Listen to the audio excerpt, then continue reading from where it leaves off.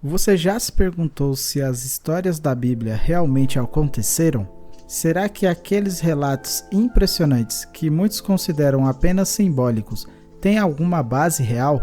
E se a ciência moderna estivesse começando a confirmar o que há séculos parecia apenas fé? Hoje você vai descobrir 8 fatos bíblicos que estão começando a ser levados a sério pela ciência. De fenômenos naturais a desastres geológicos, prepare-se para uma viagem que vai te fazer questionar o que é milagre e o que é realidade. Sem sombra de dúvidas, a Bíblia é o livro mais vendido do mundo, e isso está até no Guinness Book.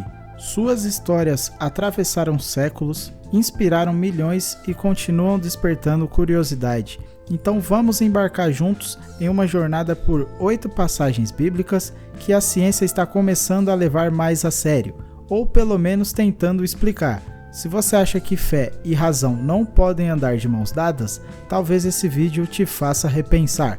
A primeira grande história seria dos rios de sangue do Egito, que podem ter sido reais. Imagine só, o principal rio de um império antigo, fonte de vida, agricultura e riqueza, de repente se transforma em sangue. Parece coisa de filme, né? Mas essa é a primeira praga descrita na Bíblia, e por muito tempo foi considerada simbólica. Agora, estudos modernos revelam que esse fenômeno pode ter ocorrido por causa de algas tóxicas vermelhas que proliferam em águas quentes e rasas. Durante uma seca severa, como a que atingiu o Egito há 3.000 anos, essas algas poderiam ter colorido o Nilo de vermelho, matando peixes e gerando um cheiro podre. E foi exatamente isso que os antigos hebreus descreveram. Coincidência? Ou a ciência finalmente começou a desvendar um antigo mistério bíblico? Além disso, o fenômeno das marés vermelhas é documentado até hoje em diversos locais do planeta. Isso torna a explicação ainda mais plausível.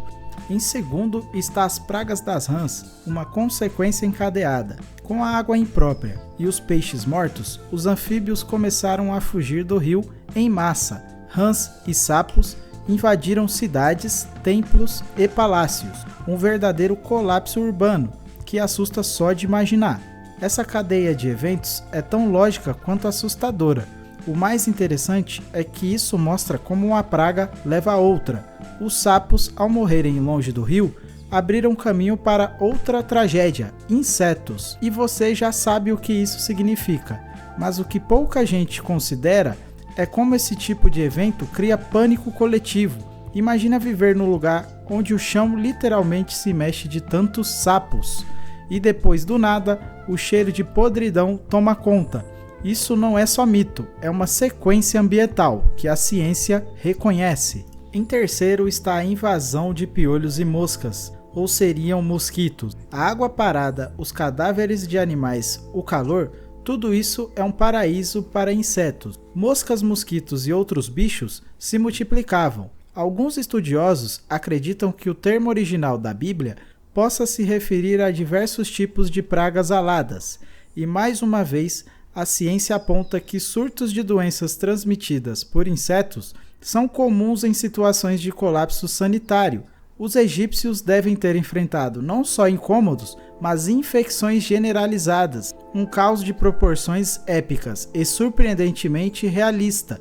Pesquisadores também apontam que infestações dessas escalas podem alterar o comportamento humano. Irritabilidade, doenças e contaminações de alimentos, tudo isso leva à quebra social. Ou seja, o que a Bíblia narra como julgamento pode muito bem ter sido uma crise ambiental sem precedentes. O quarto lugar está com a morte dos rebanhos, que podem ter sido uma epidemia real. Você já imaginou um país inteiro perdendo seus animais de criação de uma só vez? Boas ovelhas, camelos mortos em largas escalas. É isso que a quinta praga relata. Mas será que foi Deus quem fez isso? Ou a própria natureza? pesquisas indicam que doenças como a peste bovina africana e a febre da língua azul, transmitidas por insetos, poderiam explicar essa tragédia. Doenças virais altamente contagiosas e letais. A sequência das pragas começa a fazer ainda mais sentido sob a luz científica. E não é só isso. Com os animais mortos, a economia egípcia quebraria.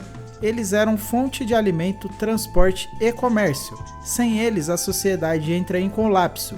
E mais, carcaças deixadas ao ar livre só aumentam a contaminação, agravando todas as outras pragas já em curso. Em quinto está as feridas purulentas em humanos, a sexta praga, furúnculos, inflamações e infecções, bem comum nos tempos atuais, correto? A Bíblia fala em chagas dolorosas cobrindo os egípcios e relata o ar contaminado, as picadas de insetos infectados e, claro, a água do Nilo completamente imprópria. A ciência reconhece que em ambientes insalubres e sob calor intenso, infecções de pele se espalham rapidamente, e o Egito daquele tempo, sob tantas pragas, era um verdadeiro caldo de cultura para isso. Mais um exemplo de como o simbólico e o científico podem caminhar juntos. Além disso, documentos egípcios antigos já falam de surtos de doenças dermatológicas, ou seja, não é uma invenção recente. Esses relatos bíblicos podem estar se referindo a algo que sim,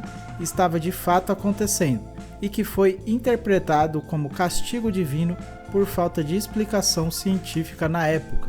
Em sexto está o dilúvio de Noé. Inspirado em um desastre real, a história de Noé é conhecida no mundo todo, mas e se te dissessem que ela pode ter sido inspirada em um evento geológico documentado? Foi o que geólogos descobriram ao estudar o Mar Negro. Há 10 mil anos, uma elevação no nível do Mar Mediterrâneo invadiu o Estreito de Bósforo e inundou tudo. Em um único dia, uma quantidade absurda de água transformou terras férteis em oceano.